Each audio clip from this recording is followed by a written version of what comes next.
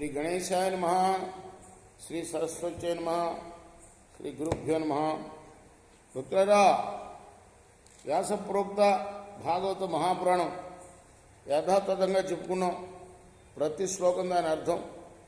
ఇందులో భాగంగా నిన్నటి వరకు మనం 8 స్కందాలు పూర్తి చేసాం. 9వ స్కందాన్ని కూడాను మనం 33 భాగాలుగా చెప్పుకున్నాం. ఈ రోజున 34వ భాగం చెప్పుకుందాం. చెప్పుకునే ముందు వ్యాస భగవాను ప్రార్థన చేసుకుందాం. వ్యాసాయ విష్ణురూపాయ వ్యాసరూపాయ విష్ణవే నమో వై బ్రహ్మనిధయే వాసిష్ఠాయ నమో నమః. ఆంజనేయం మహావీరం బ్రహ్మ విష్ణు శివాత్మకం తరుణార్క ప్రభం శాంతం ఆంజనేయం నమామ్యహం.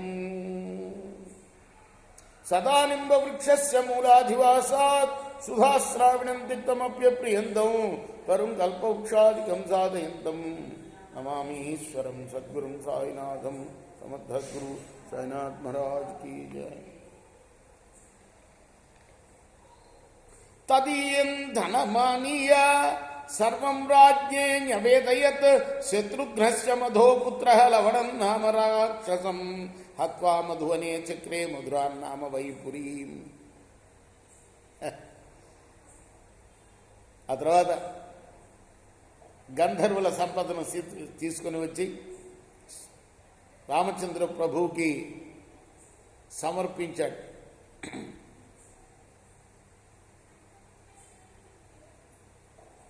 ఎవరు? భరతుడు. ఇప్పుడే చదువుకున్నాం. అదే చిన్న శ్లోకంలో వచ్చింది. మనం 4 రోజులు చదువుకున్నాం. అది దేనిలో? రామాయణంలో. భాగవతంలో రామాయణం చెప్పుకున్నాం. అదే విషయం వచ్చింది. ఏమిటి? శత్రుఘ్నుడు మధురాక్షస కుమారుడైన లవణాసురుణ్ణి చంపి అతని మధువనంలో మధురాపురాన్ని నిర్మించాడు.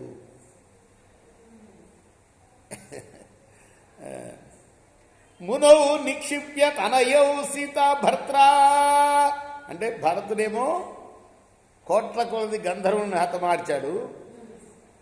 ముల్లోకాల్ని మరి గడగడలాడిస్తున్న ఈ ఎవరు వీడు? మధురాక్షసుడు కుమారుడు లవణాసురుణ్ణేమో శత్రుఘ్నుడు చంపాడు లవణాసురుణ్ణి. అక్కడ వాడిని చంపిన తర్వాత ఆ మధువనంలో ఉండేవాడు. వాడు అక్కడ మధురాపురాన్ని నిర్మించాడు ఆయన. అలానే మరి మునో నిక్షిప్య తనయో సీతాభర్త్రా వివాసిత జయంతి రామచరణో వివరం ప్రతివేశ.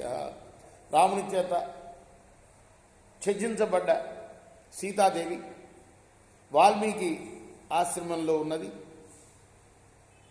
ఇంతకుముందే చెప్పుకున్నాం నిన్న. 2 కుమారులను కన్నదని ఆ మనీశ్వరుడికి అప్పగించింది ఆమె. ఆ తర్వాత రామచంద్ర ప్రభు యొక్క పాదాలని ధ్యానిస్తూ భూదేవిలో ప్రవేశించింది. భూమిలో ప్రవేశించింది. భూదేవిలో చేరిపోయింది. ఆ వార్తని తశ్రుత్వా భగవాన్ రాముడు విన్నాడు ఆ వార్త. రుంధన్నపి ధియా శుచః స్మరంస్తస్య గుణాంస్తాం స్థాన్ నా శక్నో ద్రోద్ధుమీశ్వరః.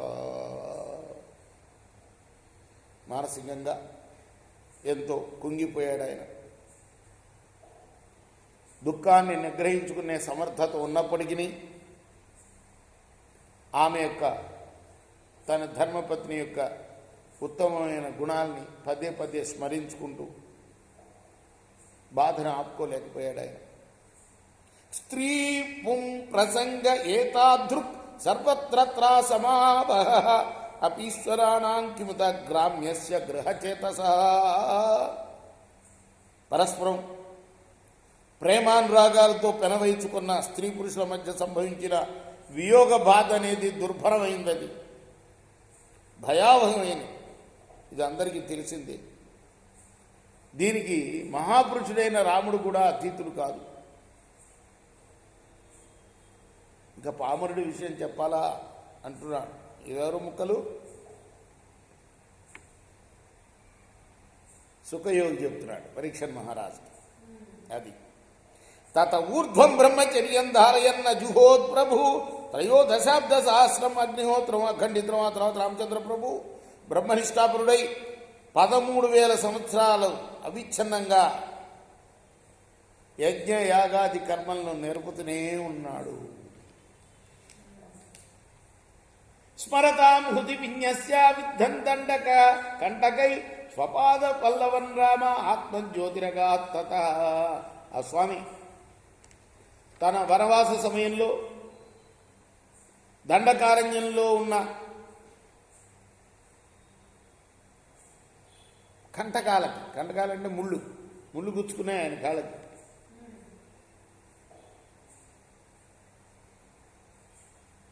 ఆ పాదాలని తనను అనుక్షణం స్మరించే సాధుయ్యంలో హృదయాలందు నిలిపి జ్యోతిర్ధామమైన పరంధామానికి వెళ్ళిపోయాడు. నేదం యశో రఘుపతే సురయాజ్ఞయాత్త లీలా తనోరధిక సామ్య విముక్త ధామ్నః రక్షోపదో జరది బంధనమస్త్రపూగై కింతస్య శత్రుహననే కపయ సహాయా. పరీక్షణ్ మహారాజా, ఆ శ్రీమన్నారాయణుడే దేవతల యొక్క అభ్యర్థనపై లీలా మానుష విగ్రహుడై ఈ భూతలంలో రాముడిగా అవతరించాడయ్యా. ఆ పురుషోత్తమునితో సమానులైన ప్రతిభాశాలురైన వారు ఎవ్వరూ లేరు. ఇక ఆ స్వామిని మించిన వాళ్ళు ఎవరుంటారు? అపారమైన సముద్రంపై సేతువు నిర్మించడం, తన అస్త్ర పరంపర చేత రాక్షసులను వధించడం సర్వశక్తిమంతుడైన ఆ ప్రభువుకి పెద్ద విషయాలు కాదు. వీటి వల్ల ఆ మహాత్మునికి అదనంగా వచ్చిన కీర్తి ప్రతిష్టలు ఏమీ లేవు. ఇవన్నీ ఆయన యొక్క అవతార లీలా విశేషాలే. శత్రు సంహార విషయంలో వానరుల సహాయాన్ని స్వీకరించడం కూడా ఆ పరాత్పరుడి యొక్క లీలల్లో ఒక భాగమేనయ్యా. యశ్యామలం నృపసదస్సు యశోధునాపి గాయంచగ్రం ఋషయో దిగిభేంద్ర పట్టం తం నాకపాల వసుపాల కిరీట జుష్ట పాదాంభుజం రఘుపతిం శరణం ప్రపజ్యే. ఆ రఘురాముడి యొక్క యశస్సు నిర్మలమైనది. అది సకల పాపాలని కూడా రూపుమాపేది. దిగ్గజాలకు ఆభరణ రూపం అది. దిగంతాల వరకు పరివ్యాప్తమైనది. అటు మహితమైన యశస్సు నేటికి కూడా రాజసభయందు మహర్షుల చేత కొనియాడబడుతూ ఉన్నది. పవిత్రములైన ఆ స్వామి పాద పద్మాలకు ఇంద్రాది దేవతలు, వాసికాంచిన చక్రవర్తులు తమ కిరీటాలు తాకున్నట్లుగా ప్రణామం చేస్తూ ఉంటారు. అట్టి రఘువరుణ్ణి నేను కూడా శరణు వేడుతున్నాను అంటున్నాడు సుఖయోగి పరీక్షణ్ మహారాజుతో. సయై సృష్టోభిదృష్టో వా సంవిష్టో అనుగతోపి వా కోసలాస్తే యయుఃస్థానం యత్ర గచ్చంతి యోగినః. కోసల దేశవాసులందరూ కూడా శ్రీరామ ప్రభువును స్పృశించడం వల్ల, అలానే ప్రత్యక్ష దర్శనం చేసుకుంటం వల్ల, సేవించడం వల్ల, అనుసరించడం వల్ల పునీతులయ్యారు వాళ్ళందరూ కూడాను. అందువల్ల వారు శ్రీరాముని అనుగ్రహమున యోగీశ్వరులు పొందే పరంధామాన్ని చేరుకున్నారు. ఎవరు? కోసల దేశ ప్రజలందరూ కూడా. ఎందుకు? ఆయన ఏ ధర్మాన్ని అనుసరించాడో ఆ ధర్మాన్ని అనుసరించడం వల్ల వాళ్ళందరూ కూడా. పురుషో రామచరిత్రం శ్రవణైరుపధారయాన్ ఆనృశంస పరో రాజన్ కర్మబంధైర్ విముచ్యతే. మహారాజా, శ్రీరామ వృత్తాంతాన్ని చివరారా విన్నవాళ్ళు సత్వగుణ సంపన్నులై సౌమ్య భావాన్ని పొందుతారు. అంతేకాదు వారు సమస్త కర్మ బంధాల నుండి కూడాను విముక్తులవుతారు. రాజౌవాచ. రాజెవరు? ద రామకృష్ణ హారతి. పరీక్షణ్ మహారాజు అంటున్నాడు, కథం స భగవాన్ రామో భ్రాతృన్ వా స్వయం ఆత్మనః తస్మిన్ వాతేన్వర్తంత ప్రజా పౌరాశ్చ ఈశ్వరే. మహానుభావ, మహాత్ముడైన శ్రీరాముడు తన సోదరుల పట్ల ఎలా మసలుకుంటూ ఉండేవాడు, భరతాది సోదరులు, అయోధ్యాపురవాసులు, కోసల దేశ ప్రజలు ఆ ప్రభువు పట్ల ఎలా ప్రవర్తిస్తూ ఉండేవారు. ప్రశ్న సుఖదేవుడు చెప్తున్నాడు.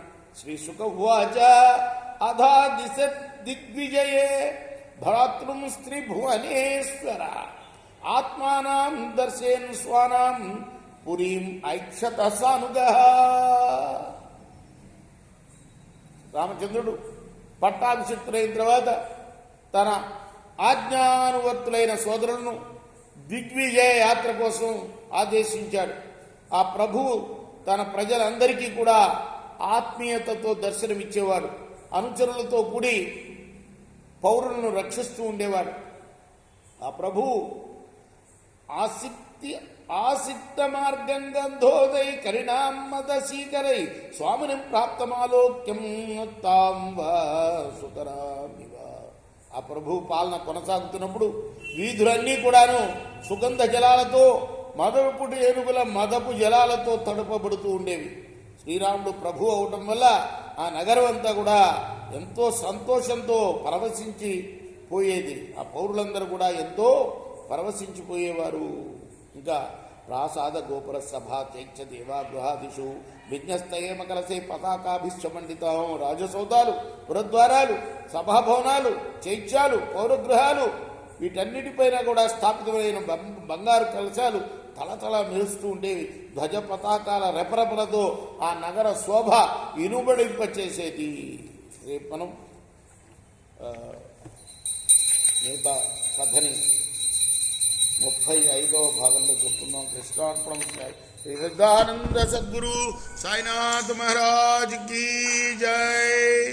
చేకోరా హారతి దిగో సద్గురునాథ దేవా సాయినాథ. పాంచభౌతిక తత్వములనే హారతులిత్తుమురా. నిర్గుణం మగు స్థితే వీడి ఎట్లి ఆకారం పొందితివో సాయిరాం. సర్వము నిండిన నీవే ఇంకను ఉంటివి తల్లివలే. రజోతమో సత్వము నుండి మాయటు జనించే బాబా మాయటు జనించే. ఆ మాయ నుండి వేరే మాయా ఏ తీరుగా వచ్చే. సప్త సాగరాలు నీకు క్రీడారంగములు బాబా క్రీడారంగములు. నీ లీలాతల విస్తారణకే విశ్వము సృష్యాయే బ్రహ్మాండముల